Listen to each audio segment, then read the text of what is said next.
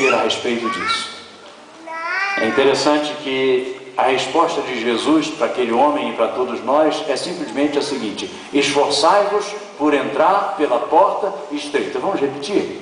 Esforçai-vos por entrar pela porta estreita. Essa foi a resposta de Jesus. Minha pergunta: será que aquele homem entendeu essa resposta de Jesus de pronto? Será que ele entendeu logo de cara essa resposta de Jesus à sua pergunta? Eu acredito que não.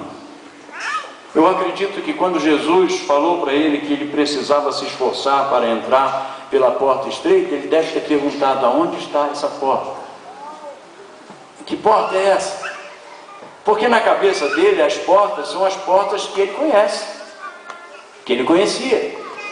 São as portas como essa, como a porta da casa, como as portas de qualquer outro lugar, as portas com ferrolhos, com trancas, com maçaneta para abrir. É esse tipo de porta que estava na cabeça dele.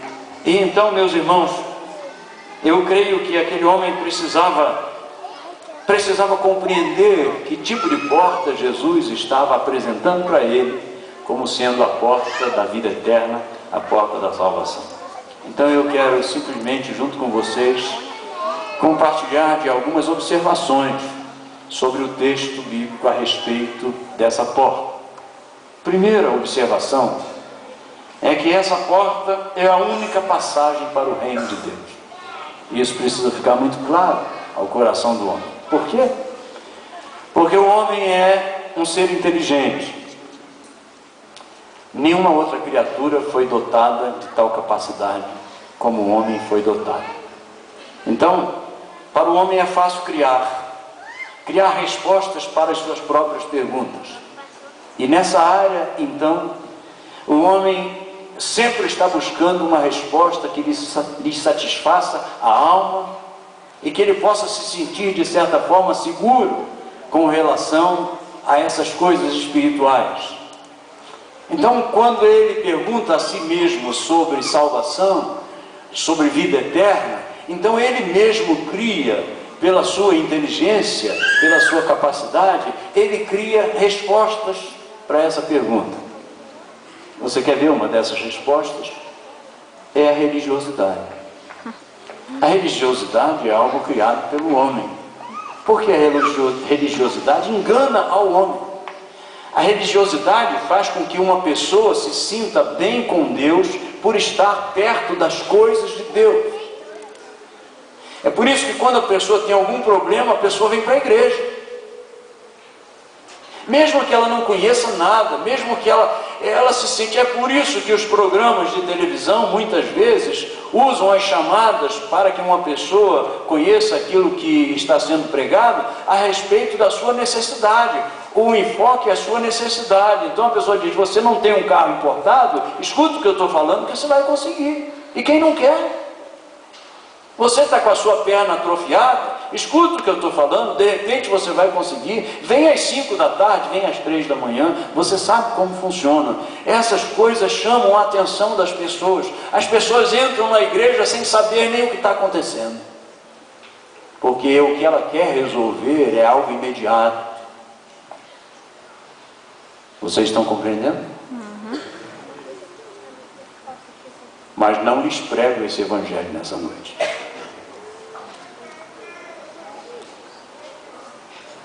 Uma pessoa pode procurar uma igreja, mas igreja não vai salvar a sua alma. Aleluia. Uma pessoa pode ser religioso, mas a religiosidade não salvará a sua alma. Talvez esse homem estivesse atrás de Jesus em algum tempo porque sabia que andar perto de Jesus funcionava. Mas Jesus disse para ele exatamente: você precisa passar pela porta estreita. Você já passou pela porta estreita? Você sabe o que é isso? Você sabe mesmo? Você já provou uma conversão genuína? A sua vida já é de Jesus mesmo? Vocês jovens, adolescentes, vocês meninas, meninos, o senhor, a senhora, você já provou isso na sua vida de verdade mesmo? Muitas pessoas acham que a tradição resolve o seu problema. Eu já tenho tanta bagagem bíblica, eu conheço tanto das escrituras, Eu digo salmos de cor desde que eu era criança, eu canto os hinos. Eu conheço muito da palavra de Deus. E a pessoa se enche de garantia porque tem conhecimento da palavra. O Senhor Jesus não disse, você vai ser salvo se conhecer a palavra.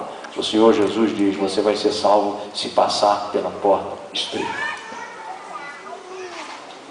Fiquei na casa de um homem uma vez, eu era seminarista, primeiro anista. Fiquei hospedado na casa de um homem, ele tinha uma coleção de Bíblias, eu fiquei encantado. E eu, com o maior sacrifício para comprar um dicionário bíblico, na oportunidade para comprar uma chave bíblica, né? Eu com dificuldade, eu cheguei na casa daquele homem, eu babei, desculpa a expressão, mas eu olhei aquela verdadeira biblioteca, tantas traduções da Bíblia ali, tantas línguas, eu fiquei boca aberta. Mas aquele homem, sabendo que eu era primeiro anista, ele começou a me espezinhar de tal forma, ele começou a me fazer tantas perguntas, daquelas perguntas difíceis, que é muito chato para responder. Eu era primeiro anista, eu fiquei muito enrolado e eu não conseguia responder, e cada vez ele perguntava algo mais difícil, ele sabia várias dessas perguntas, e eu me senti embaixo da sola do seu pé, e ele me esfregava assim bem lá no chão, e em dado momento ele disse, e aí, você está gostando? Ele disse, eu estou gostando, mas eu estou um pouco surpreso. Aí ele falou assim, eu digo, eu estou surpreso por essa coleção tão grande que o senhor tem aqui na sua casa, que maravilha, que coisa. Aí ele, orgulhoso, ele disse, que bom, né? Eu disse, mas eu estou surpreso com uma outra coisa. Ele disse, e o que é? Eu disse, eu estou surpreso como uma pessoa que conhece tanto a Bíblia pode espezinhar um primeiro anista de seminário do jeito que o senhor está fazendo.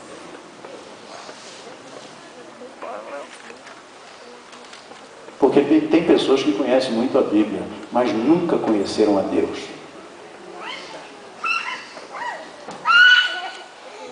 Tem muitas pessoas que estão na igreja, e eu digo isso porque estive na igreja até 21 anos da minha idade, fui criado praticamente na igreja, mas há um dia que acontece uma conversão. Fique atento a isso. Não pense que porque você está no contexto, você já passou pela porta. Não se segure nisso. Não se apoie nessa possibilidade. Porque não é bem assim que funciona. Então, eu pergunto, será que aquele homem estava procurando Jesus porque achava que estar perto de Jesus? Não, ele queria uma resposta sincera. Ele sabia que andar perto só não funcionava. Então, meus irmãos, não há possibilidade de subornarmos a Deus com nada. Não há possibilidade de termos um pistolão ou alguém que possa nos colocar lá no céu por merecimentos nossos ou por intervenção de uma outra pessoa. Não há nenhuma outra possibilidade. Só há uma possibilidade de entrar no reino de Deus. É passar pela porta estreita. Essa é a primeira observação. A segunda observação é que essa porta, ela é estreita. E eu pergunto, por que estreita essa porta do reino de Deus? Porque eu acho que quanto maior a construção, maiores são as portas. Hoje eu fui num lugar onde eu vi portas bem grandes. Quando nós fomos a Portugal, eu vi lá em Portugal, nos castelos, aquelas portas de todo tamanho, porque o castelo é grande, então as portas são proporcionais. E eu pergunto, por que então a porta do reino de Deus? Por que a porta do céu é uma porta estreita? Qual é a razão? E a resposta é simples. A resposta é porque nessa porta só pode passar um de cada vez. Não pode passar o grupo. Não pode passar todo mundo pela fé de um só. Ninguém pode passar amparado na fé do papai e da mamãe. Ninguém pode passar a não ser pela sua própria confissão de arrependimento e de fé. É uma marca genuína, individual. A Bíblia diz que cada um prestará contas de si mesmo a Deus.